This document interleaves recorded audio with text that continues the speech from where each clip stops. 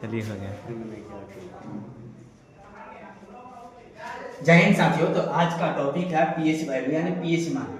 सभी पदार्थों का पीएच मान अलग अलग होता है।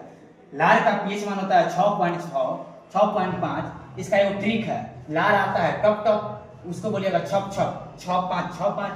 सिरका तीखा होता है, सिरका कैसा होता है? तीखा होता है। तीखा से याद रखिएगा 3।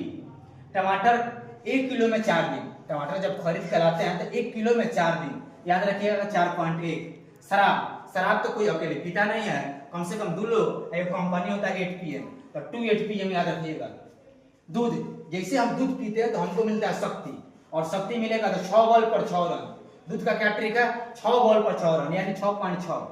आंसू और खून, आंसू बड़ी सच्चा होता है। आंसू कैसा होता है? बड़ी सच्चा होता है। सच्चा मतलब 7 4 होता है। आंसू बड़ी सच्चा होता है, सच्चा। जब भी हम लोग बाथरूम जाते हैं तो वहां होता है, हम लोग बोलते हैं छी छी। बाथरूम जाने पर आवाज आता है छी छी। छी छी मतलब 6। अम्ल वर्षा, वर्षा का पीएच मान होता है 5.6 यानी 5-6 महीना में बारिश आ ही जाता है। बारिश कितना महीना पर?